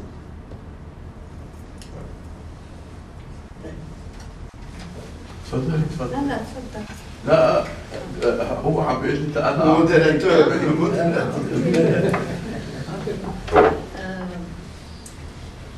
كل اللي انقال مضبوط، يعني ما خاصة مشاكل هالجيل هيدا، هالجيل يلي عم يكبر بهالظرف هيدا صار ستاغناسيون بفكره، ما عاد مستعد يتحرك يعمل شيء. هيدا المخيف أكثر شيء. بالسودان هيديك اليوم غيروا النظام كله، البلد السودان وعملوا ثورة. بالجزائر الثورة اللي صارت طير العقل. نحن عندنا ستاغناسيون فظيعة. أسوأ أدابتاسيون. إيه أدابتاسيون. هيدا المخيف. ليه نحن ما بنقدر كمان نخلق مواد يلي هي تستعمل الكانون يلي هلا وصفتهم كلياتهم لنغير هالعقلية اللي صايرة عنا. دورنا دور أساسي ببناء المجتمع كله. الإدارات العامة يلي عم نسمعه من جانبك شيء مخيف، شيء ما بيتصدق عم يصير بلبنان. يعني dans les républiques bananières ما في هيك شيء. Le bureau du directeur général est mis sous scellé partout de Sahara al-Ahmar. Il y a des dossiers. Donc il était واحد يفوت بدنا نجيب القاضي. طب هلا أنا بس الشغلة يلي هي بريد الفت نظرنا لها كمان صحيح في populisme chrétien بس هيدا réponse à une situation aussi dans le milieu islam mondial يلي وراء سوريا الأولى، السعودية بالدرجة الأولى، واللي إيران لحقتها وكذا. هيدا خوف المسيحية، رعبهم للمسيحية بالعالم كله وبلبنان كمان. هيدي ردة فعل صايرة على اللي عم بيصير بالجانب الإسلامي، نعترف فيه الأولى ما عليه شيء. فالطرفين انخلقت نواة كبيرة من حوار الحضارات، حوار الأديان، حوار شو كلها ما عم تعطي نتيجة، ما عم تعطي نتيجة، ما وصلت لمحل. فهون الفكر إنه كيف الحفاظ على التعايش هيدا المسلم المسيحي الحقيقي من دون ما نجي نحط الحق على المسيحية أو نحط الحق على الإسلام. هون الفكرة اللي لازم تطلع. كيف اليوم بلبنان، لبنان لازم يحافظ على الانتيتي تبعيته أكيد، ويحافظ على الحقوق المسيحية أكثر من قبل. ليه؟ لأنه هو واحد بالعالم العربي للمسيحية كلها. كمان ما تنسوا هيدي النقطة، ما لازم يضعف المسيحي بلبنان. أنا هيدا برأيي. بالنسبة للمحيط يلي حواليه، مشكلتنا الأساسية هي الطائفية. أكيد المشكلة، الحل المشكلة لازم يبتدأ بحل الطائفية بلبنان. هذا كنت نادي فيه دايما، إنه سي لو بروبليم اسونسيال. إنما اليوم باللي عم بيصير بالعالم كله، بالعالم الإسلامي، صار لازم نحافظ عليها. أنا بتصور بلبنان قصة الطائفية، ويتعزز دور المسيحي شوي أكثر حتى نحافظ على هالفسحة يلي هي فسحة.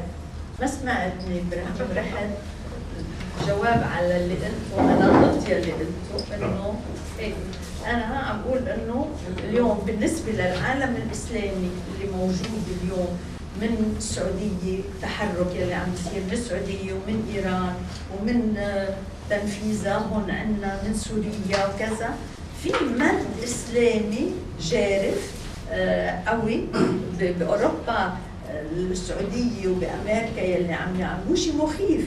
الأوروبيين مرعوبين من المد الإسلامي، مرعوبين. بفرنسا كلكم تعرفوا عم ينبذ كان جوامع وهذا وقفوها، واللي الحركة اللي صايرة بأوروبا وبإنجلترا حتى مخيفة بالنسبة للإسلام. فالمسيحي هون خايفان أكثر، هون موجي وجارفة، فلازم يتحافظ على شيء للدور لتضل واحة لبنان للمسيحي بشرق الأوسط كمان. يعني ما ننسوها. أنا بالعكس أوكي.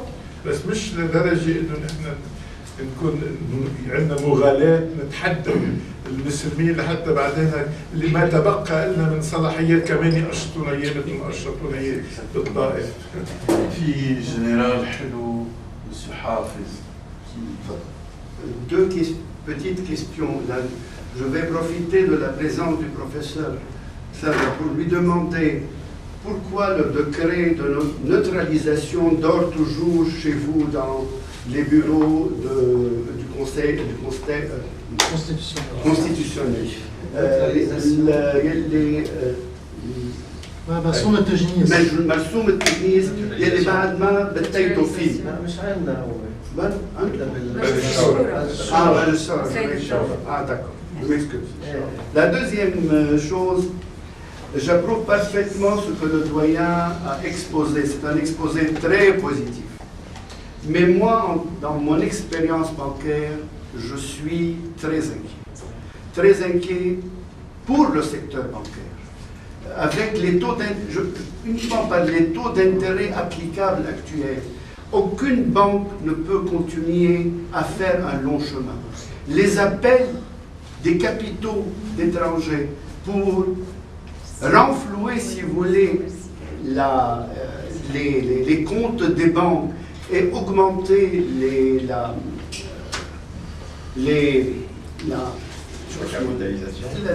augmenter le ratio de la banque centrale, ça fait peur.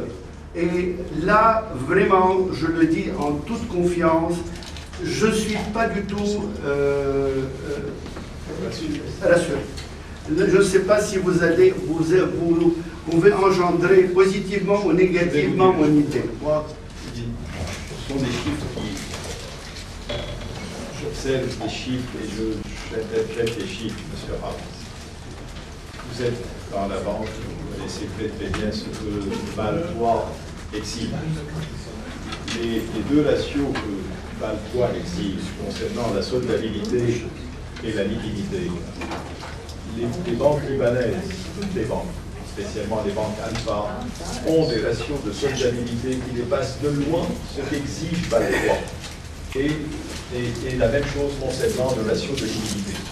Donc, ce qui fait que, bon, ces deux ratios, jusqu'à présent, me rassurent en tant qu'économiste.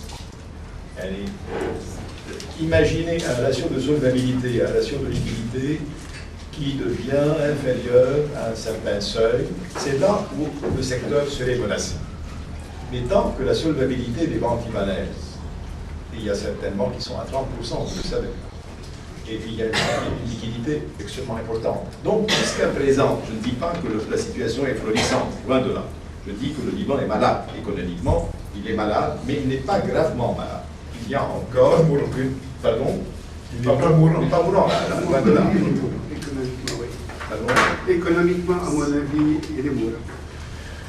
Je ne suis pas là pour rendre l'ambiance pessimiste, mais c'est une réalité en fait.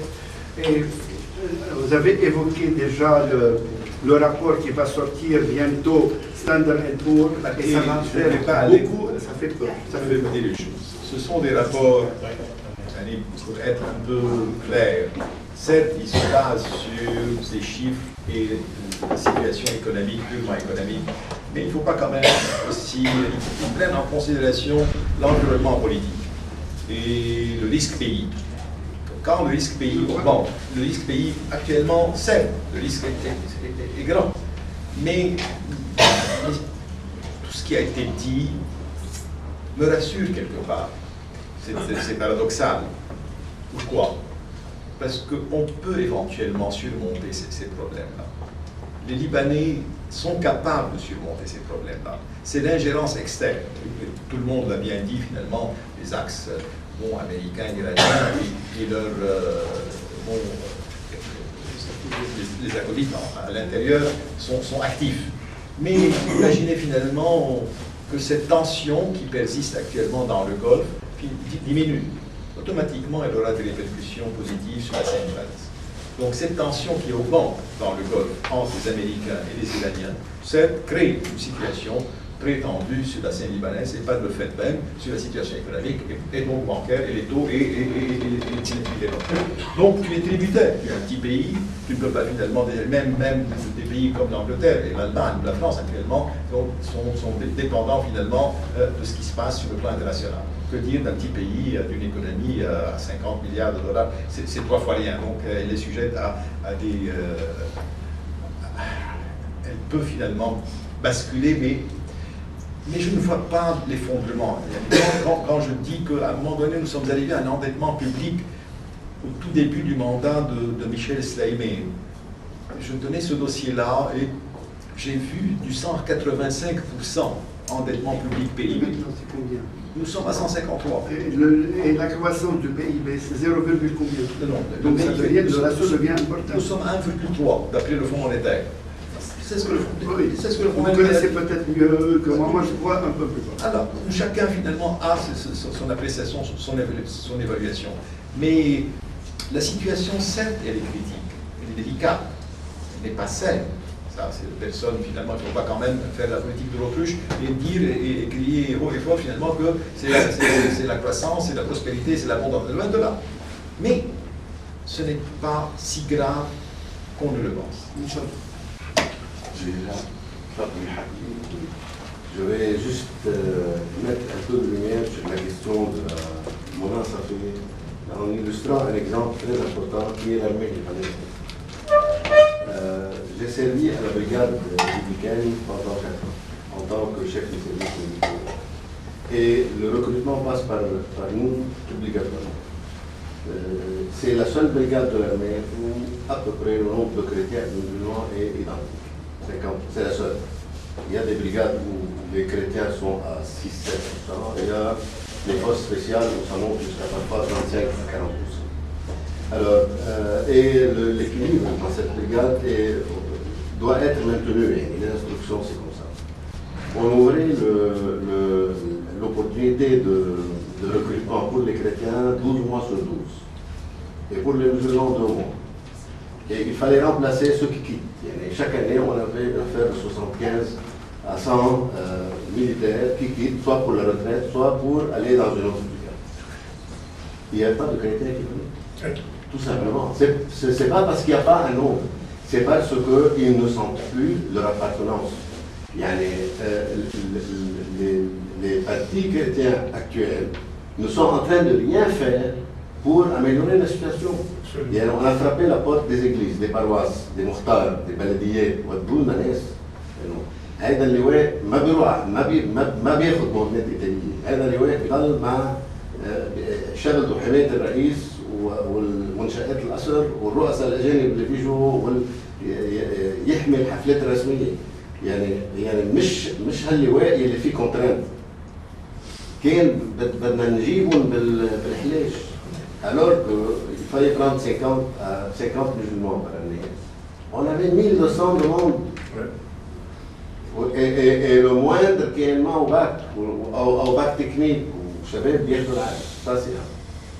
Deux, parlant de sunnites, le problème du sunnisme politique ici, c'est qu'il ne fait rien pour mettre en valeur les sacrifices sunnites.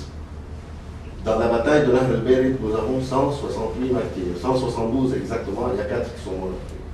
96 sunnites qui tiraient sur des sunnites et qui n'ont pas hésité à appliquer les ordres, à faire des sacrifices, à se jeter dans la bataille. Il n'y a pas eu de désertion. Il n'y a eu aucune désertion à Nahr al-Barid. Les désertions, d'habitude, c'est pour aller voir la femme et les enfants parce que ça fait longtemps qu'on ne les a pas vus. D'accord, on s'enfuit pour 72 heures, c'est la limite pour ne pas être mis en prison, puis on revient. راح شفت مرتين ونركضين. ما حدا فل. بون بمعركة فجر الجنود 29 سنة شهيد. وأرمني واحد. طيب هول عمين كانوا عم بقوصوا. يعني ما هن مش عم بيعرفوا يحطوا يعطوا قيمة لتضحيتهم. يقولوا أوصوا على سنة، يقولوا أجل السنة اليوم إنه قتلوا. عم بيقوصوا على فتح الإسلام، عم بيقوصوا على داعش. بس ما بيقدروا يعملوا عليها. عم بيقوصوا، مش أنا عم بحكي هيك. مش تمام يقولوا، المهم إنه مثلا وقت اللي صارت المعركة بين الجيش والقوات كان في تردد كثير من الطرفين، إنه شو عم نعمل؟ في تردد كان، هلا ولا هيك بس. Quand on est pris dans la bataille, on ne pose plus de questions, mais il y a eu beaucoup d'hésitations au début. Il y a de part et d'autre. Pendant la guerre de 1983 jusqu'en 1990, هذول 7 سنين سوق الغرب والأسواق والدوار عندنا 25% شهادة سنة. شو مهم؟ إيه؟ بقيوا عندنا اللي تركوا أهلهم بعكار تيجوا يلتحقوا هون. والسوريين على رقاب أهليهم بعكار ما سألوا، إجوا قعدوا عنا وتركوا ديارهم، كانوا عم يحلموا يرجعوا على طرابلس على حصن البيض إنه حرر لبنان. أكلوها على الجهتين، أكلوها من عنا وأكلوها من هونيك، من هونيك طلعوا خوانيه ومن عنا نحن ما حدا نطلع فيهم.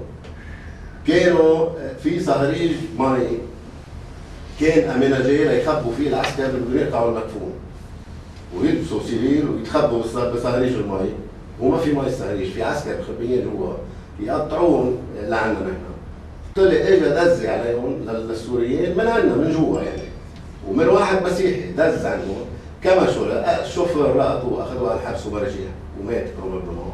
والعسكر كمشوهم كلياتهم وما خلوهم يقطعوا. هاي بورفو دير كيف كانوا يعملوا ليجوا يقاتلوا هون. طيب هودي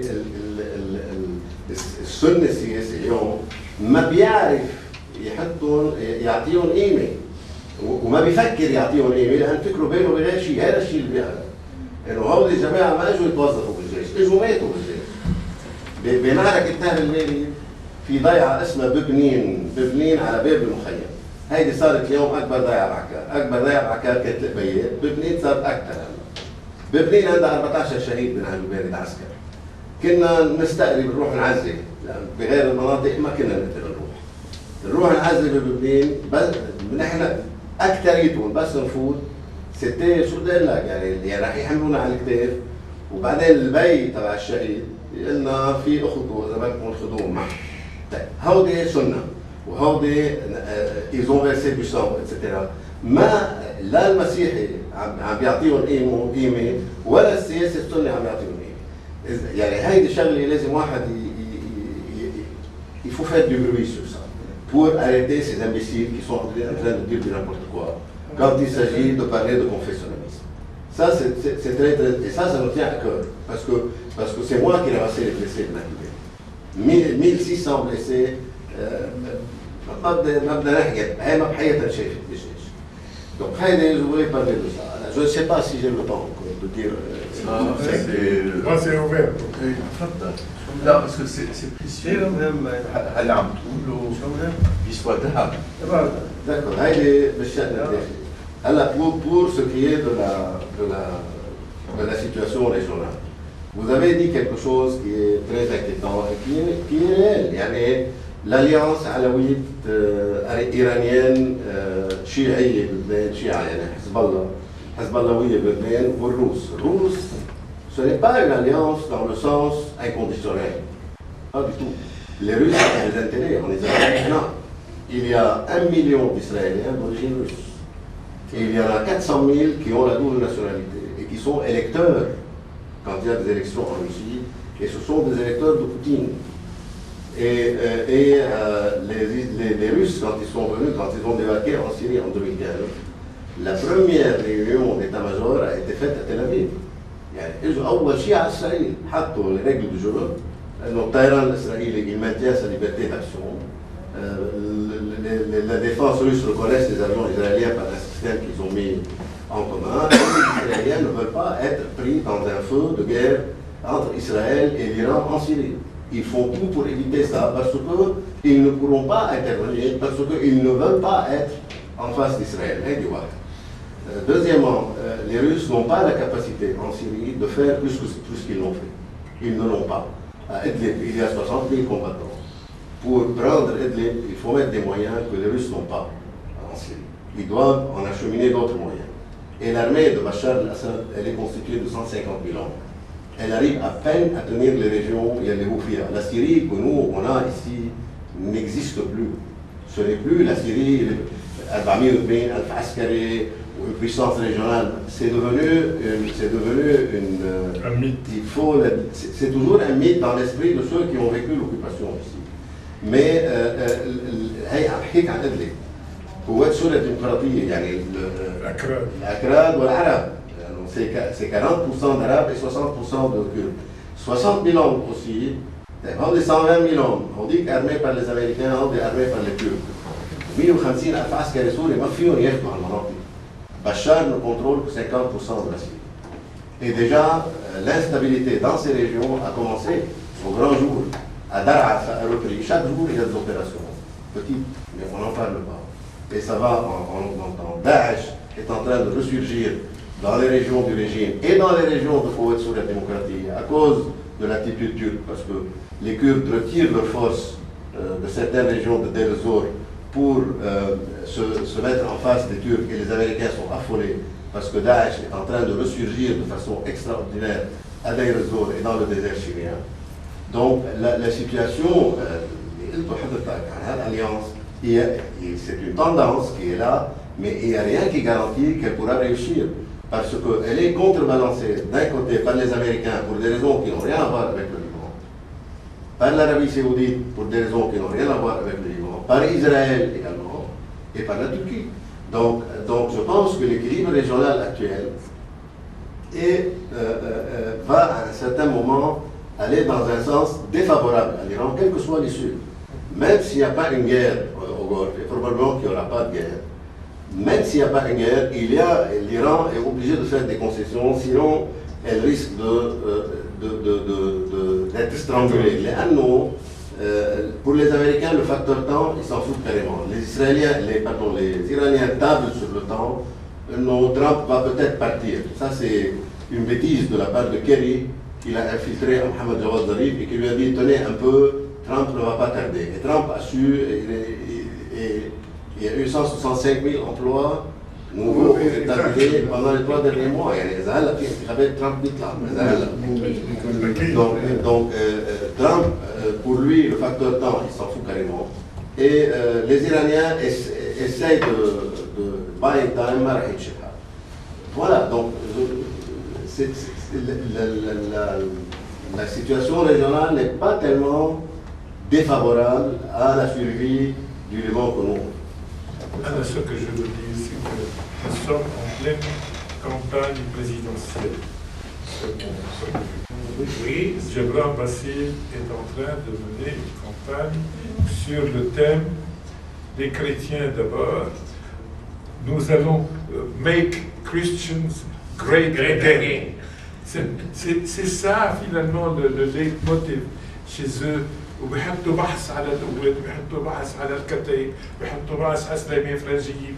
هلا اذا انت سوري عم تطلع من برا او انت روسي او امريكاني او مين ما كان، امريكاني يا اخي بدك واحد مسيحي يلقط لبنان، بتجيب المينوريتير؟ لا، بتجيب الماجوريتير. مين الماجوريتير؟ تيار الوطني الحر. يعني جبران باسيل. Le cynisme et le raisonnement politique هيك بده يمشي، بس كيف بده يسوي حاله هو لحتى يدور على اسلاميه فرنجيه ويدور خصوصي على القوات، بده يزايد مسيحيا. هذا الخطاب اللي نحن عم نشكي منه يلي عم بيضرنا. انا ماني ضد انه المسيحيه يرتاحوا بلبنان ولا اليوم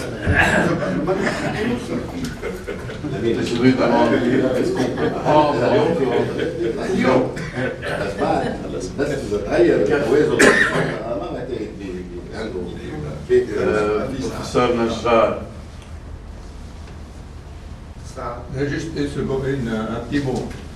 اليوم بلبنان نحن لازم نوقف بوليتيكمون كوريكت ونقول بدنا نلغي الطائفيه السياسيه. باسكو سيستري لا بلو جراند بيتيز، انا من رايي سفيره لا بلو جراند بيتيز.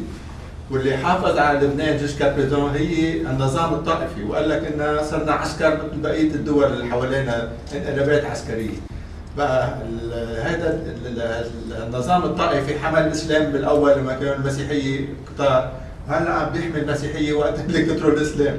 بس انه ما في غير موضوع اليوم، ان لم تغيروا ما في نفوسكم لا يغير الله بقوم ان لم يغيروا بنفوسهم. ونحن النفوس مش مغيره بقى اليوم، بقى سي ستوبيد دو كونتينيو ا بارلي انه نشيل الضد. لازم بس واحد يحكي هيك يقول له اسكت يا حمار روح شوف لك غير شغله. فانا جو سوي دو سيت افي يعني d'un avis de médecin, ce n'est pas. Ok. Pour clôturer.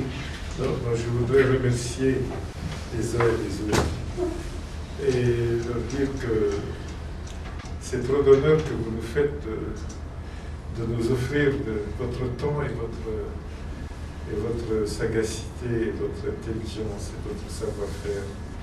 Vous êtes magnifiques. Vous nous avez invités à réfléchir.